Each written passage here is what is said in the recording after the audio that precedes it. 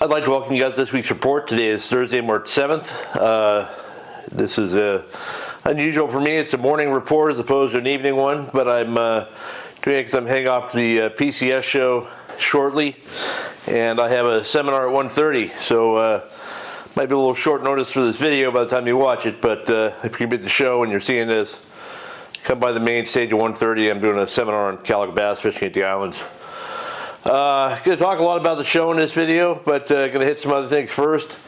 First off, dog update. You know, we lost Carl a couple weeks ago, and we're not going to get another dog, not an additional dog anyway. And then out of the blue, we had one stumble into our lives, and this is Katie.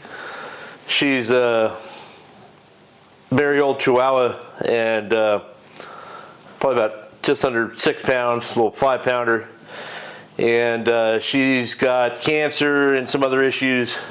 It's like on her mammary. She's was never spayed, so that's just a natural thing with dogs to have that problem. She was a stray for quite a while, I think, but Rachel's going to take care of her cancer with some surgery, and then also she's got a few really bad teeth left, but after that she's going to be a perfect little dog. And when we got her, she was in pretty rough shape, but even after it's been 6 days now, she's bounding around, playing with the other dogs, having a good old time. So as always, you know, if you get an opportunity to or you're looking for a dog, don't hesitate to go to the pound and pick one that someone else might not like. It'll be happy to come to your house, and you can really enjoy your time with it. Anyway, good weather all weekend. We had some pretty lousy weather yesterday. Matt and I were trying to set up his booth for the show, and it was just pouring the entire time. So, you know, he had a bunch of paintings and stuff, so we had to work around the rain there. But got that set up. But anyway, so that's today. It's nice weather. It's going to be nice all weekend. Looks pretty fishable everywhere. Might be breezy at San Clemente Island and the northern Channel Islands. I'd say the weather side of Santa Cruz, up halfway up the island, doesn't look too great, but I think most of the areas you'd like to fish right now, considering Rockfish is closed, should be very easily accessible. There hasn't been any coverage this week in a lot of areas, so rather than break it down piece by piece, I'm just going to talk about what is biting. Halibut are biting. I know the Pride out of 22nd Street went out again recently. I don't know exactly when they went, but they had good halibut fishing at one of the islands. They also had a bunch of short sea bass, so that should bode well. You know, look for that stuff to improve coming into the next full moon here. I think we just came off about a week ago, so next 2 or 3 weeks, that would be the time to start looking for things to happen there. Boats along the beach are still catching them. I know the Native Sun is still running their trips. I saw Aaron put up a video this morning of my friend Martin McMullen, who works for the Pacific Coast and Long Beach Carnage Bait Company. He was out there and caught a nice halibut. Since he's I guess when you're not fishing bait, you go sport fishing. Boats down in Dana Point are still getting their halibut for their derby as well. Private boaters are catching them. You know, it's pretty steady halibut fishing, I guess. And I don't think it's so much better than normal. I think there's just a lot more coverage and a lot more guys fishing halibut right now than there used to be. So hopefully this is something that continues in future years and gives boats something to fish for while Rockfish is closed during the winter. Bass are still biting as well. The sport boats are catching them on leadhead and squid. I know the Monte Carlo had good fishing the other day. They also had a nice sized halibut while doing that. And my friend Phil, who's a Balboa Angling Club member, went out and did some light line fishing last week for trying to get the sea bass or calico or whatever. And he got a nice 7-pound calico on 2-pound test. And I did a little bit of that last year and plan to do some more of it. And that's one of the cool things about the Balboa Angling Club is they have a lot of awards you can get for catching fish on very light line. And they have a competition throughout the season who catches the biggest of a certain species anything we catch around here on the lighter line. So I'll probably do some more of that this year. I think I did a couple trips. I caught some calicos and sand bass on 2 and 4 pound, and then lost a really good sized sea bass on 6 pound of Catalina. They ate an artificial lure in the wrong spot. It just, they had no chance of landing. It almost, probably took 100 yards of line before wrapped me around a kelp stalk. But yeah, so that's a fun thing to do, especially during the winter when nothing else is happening. Go out and catch some fish on light line. If you want to check out the Balboa Angling Club, it's a nice family-oriented club. They got a lot of fun tournaments throughout the year. They'll be at the PCS show, and they're also, you can check them out on Facebook or on their website. Yeah, down in San Diego, the new Seaforth found some yellows down there and caught a nice one yesterday. And I'm assuming those fish are associated with squid beds or something like that, which is normally the case down at this time of year. So, and that grade of fish usually indicates that that's the deal. So that might be something for private boaters to check out as well. The boats that fished down at Colonet over the weekend, last weekend, I know the Old Glory was down there and a few other boats. And on the high spot, they caught yellows on the yo-yo iron, and they caught some nice rockfish. And then they also ran offshore outside of Colonet. There's bluefin, and they had a nice score on some mixed grade fish. Looked like some smaller ones. Some fish 70 or 80 pounds. I saw the Red Rooster 3 got back from a trip the other day. They had some bluefin at night as well, up to 100 pounds. That's kind of shaping up for normal now. It didn't seem normal a few weeks ago, but after this last full moon, it seems to be going back to the pattern it was on the last few years. There were reports of bluefin seen in U.S. waters by a spotter plane that was flying around, and also some down and outside U.S. waters, but they were fish up around a 289 about a week and a half ago. So that's nowhere I would run directly to try and catch them after all this weather we've had and anything like that. But it just shows you that there's already fish up here being seen, and there's probably more than we think. And I think once we open the rockfish back up next month, the guys start going to the islands, Clemente, Nick, places like that, we may see more fish either being seen or caught. So the PCS show, obviously, it's the big deal. This is the big show.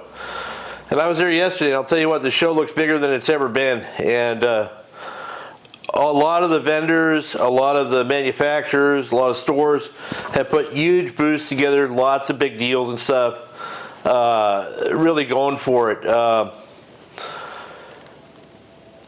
Like I said earlier, I'm going to be doing a seminar there today, but there's great seminars. They got 2 seminar stages.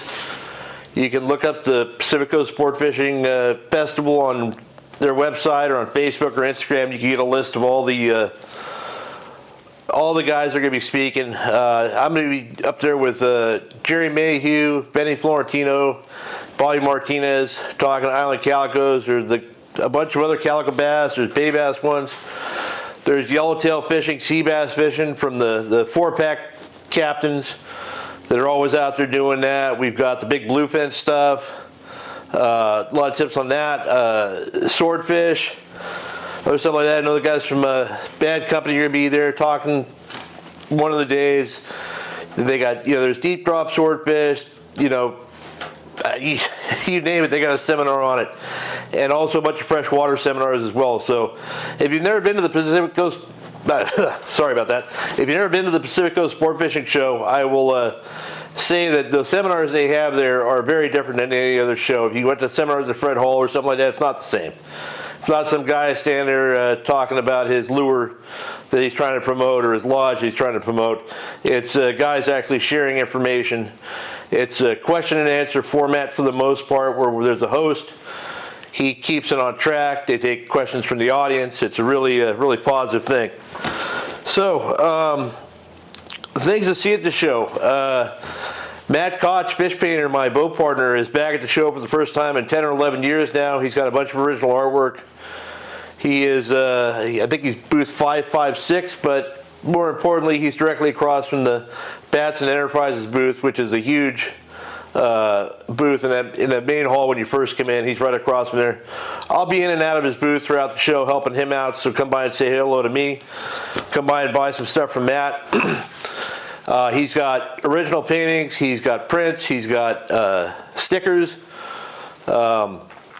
He's actually raffling off an original painting called Sia, and tickets are, I think they're $3 each, 4 for 10 or 10 for 20 to win this original artwork. And pretty cool painting. It's based on a photo that Tom Troop took while fishing calicos. Other interesting things are the Tatty Lures book that Scott Manson wrote. I'll be honest with you, I heard he's writing a book about Tatty Lures. I'm like, who's going to buy that? Who's going to have any interest in a book like that? And after, this being the media age, but after seeing that book yesterday at the show, I'll tell you what, I'm going to pick one up. It's a big, substantial coffee table book. I mean, I don't know how many pages. It's like that thick. Got tons of old photos. Got the history of the company. Got a lot of stuff from, it talks about sport boat fishing back then. All kinds of cool stuff. So if you're interested in sport fishing history, it's definitely something worth picking up. And sadly, his books were delayed in shipping. So what he's doing is taking orders at the show, and he will ship the book to you at home once they arrive. And they're also giving away a one-off Tatty lure that is, they made 500 of these things, and one goes with each book sold.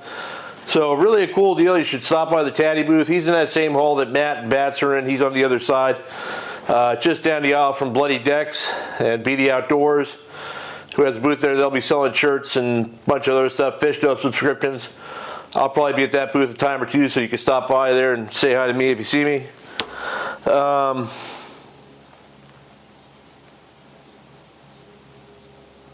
Yeah, a lot of small independent brands are going to be there as well. I'm not going to try and name them all because I'll forget some and feel bad about leaving them out. But, the big guys are always there. The big names, Shimano, Pure Fishing, all the big companies. But there's also a lot of small mom and pop shops. I know Sam from Island Tackle is there selling rod blanks, reels, you name it. He's got his whole shop there. I know there's smaller manufacturers, lures, and stuff like that are selling directly or selling through stores. My friend Nick from Viking Heads, obviously guys like Warbaits, Kicker Fishing, companies like that. These are all people that are putting out good money to come to the show there. So just because, you might be able to order something online instead of buying it at the show, help these guys out and spend a few bucks in their booth if you can. They definitely appreciate it, and they're really the lifeblood of this industry. The bigger companies are going to sell stuff regardless. So just remember the small guys there. But yeah, that's about it. I'm going to wrap this up and get it edited and posted, and I'm going to head over to the show. So I hope to see you guys there. And I'm going to say one thing. If you see me at the show and you want to say hi, I'd love to talk to you, but I got to warn you, I'm completely deaf. So one of my problems with the show is I get background noise going on. I have trouble hearing people. So and I'm not trying, a lot of times I think it comes off me being rude, but I'm not. So if you see me and just remember to speak up, please. So anyway, I hope you guys have a great weekend and see you at the show.